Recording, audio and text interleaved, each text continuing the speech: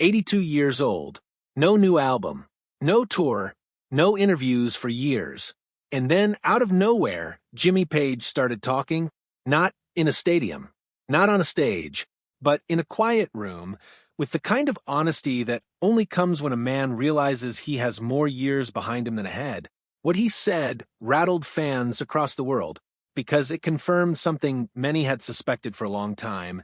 And if you think you already know the story, stick with me, because the part that actually matters is the part nobody highlighted. By the time Led Zeppelin released their debut album in 1969, Page was already a veteran. According to a 2003 feature in Rolling Stone, he played on an estimated 60 to 90 recordings per year during his session peak.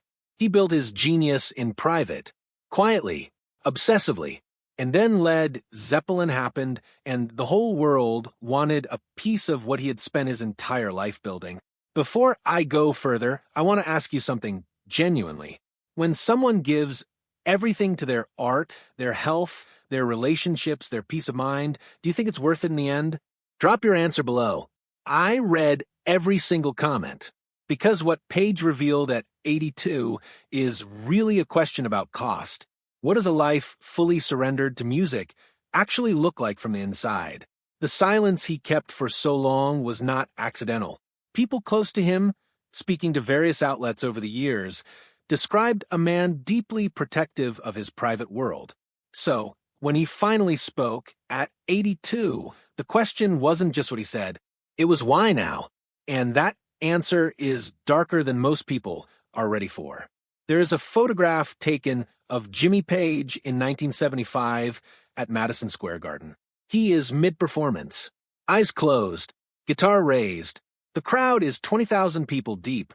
What the photograph does not show is what those hands cost him. By the Zeppelin Arena years, Page was already dealing with something he rarely discussed publicly. Dupuytren's contracture, a progressive tissue disorder that causes the fingers to curl inward toward the palm, slowly, over years, until playing becomes difficult and eventually impossible.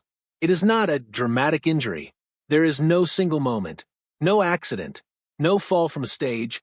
It is quieter than that. And somehow, that makes it worse.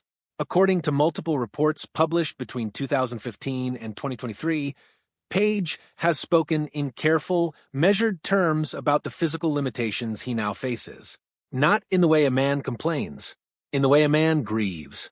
According to a 2014 interview with The Independent, he described his relationship with the guitar as something that began before he fully understood what it was, a pull he felt as a child that never left him. To feel that pull your entire life, and then watch your own hands begin to betray you, that is a specific kind of loss most people will never understand. Between 1968 and 1980, Led Zeppelin completed over 500 live performances across North America, Europe, and beyond, a number cited in a 2018 feature in Uncut magazine.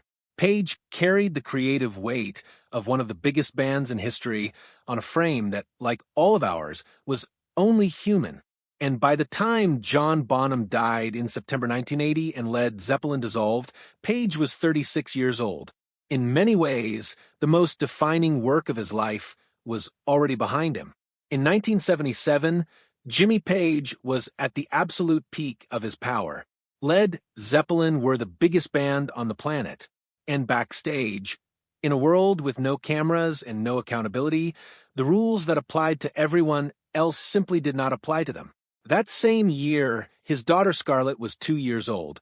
The relationships in Page's life form a pattern that is difficult to look at directly. His relationship with Lori Maddox, who was 14 at the time their relationship allegedly began, has drawn serious scrutiny in recent years, and rightfully so. In a 2020 retrospective published by The Guardian, journalists noted that behaviors normalized in 1970s rock culture are now correctly identified for what they were. Page's silence on the subject over decades has frustrated many, including longtime fans who have tried to hold the music and the man as separate things and found it increasingly difficult. But there is a separate thread of loss, one that speaks more to what the road does to the people who choose it. His marriage to Patricia Ecker ended in divorce. His long relationship with Jimena Gomez Baracha also ended.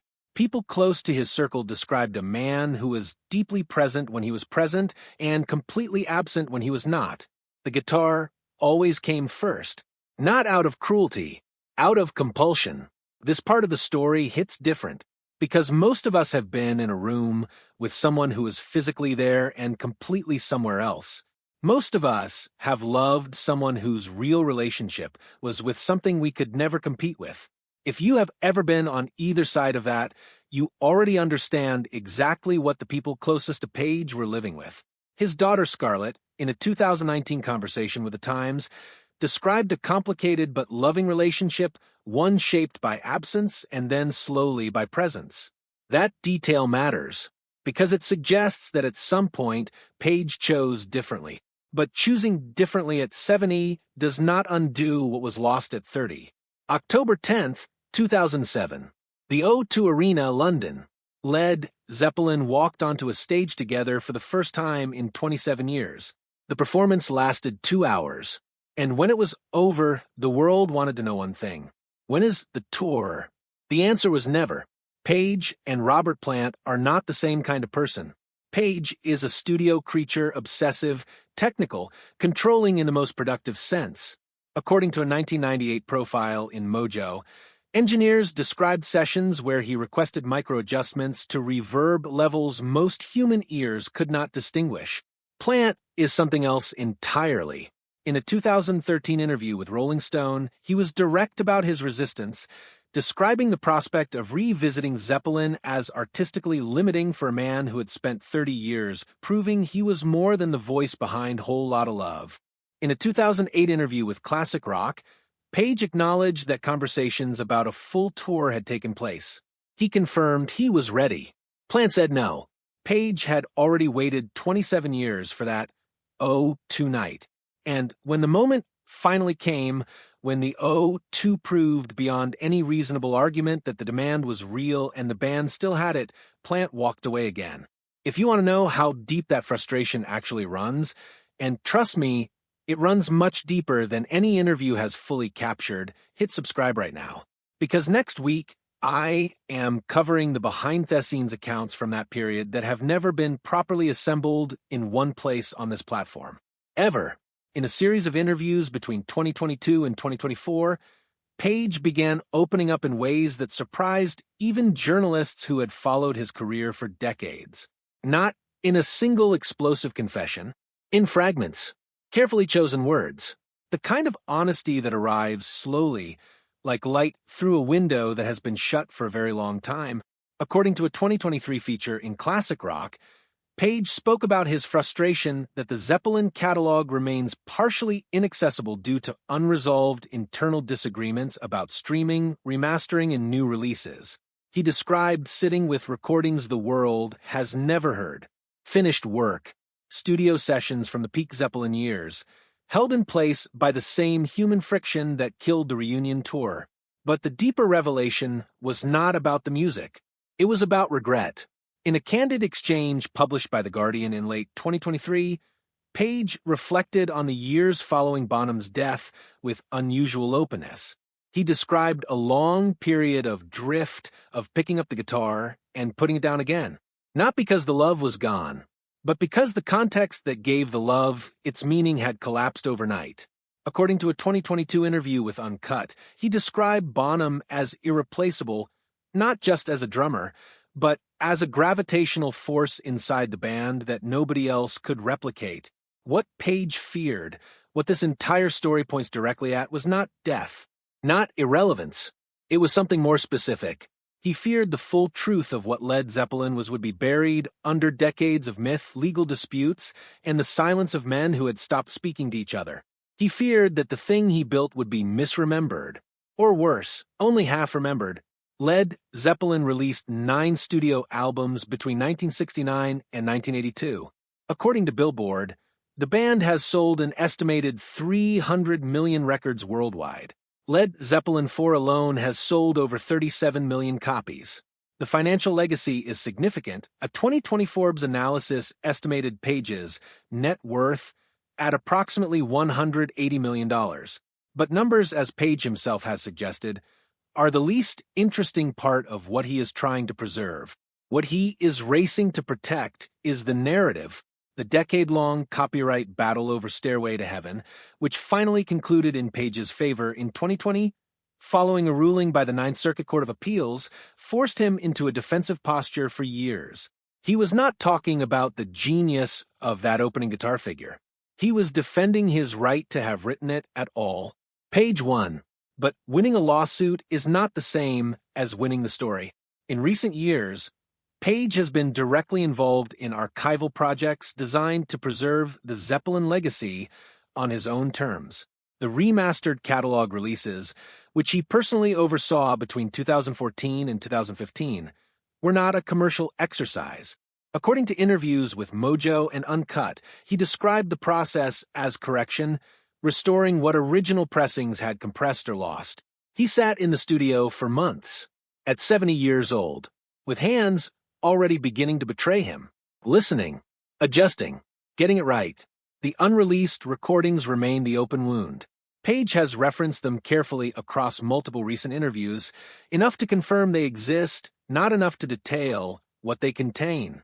Whether those recordings ever surface depends on conversations between men who have not been in the same room together for years.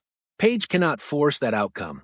What he can do is make enough noise, give enough interviews, stay visible and vocal enough that the weight of public expectation creates its own kind of pressure. It is the only lever he has left, and he is using it. Now, I told you this story gets deeper, and I meant every word of that.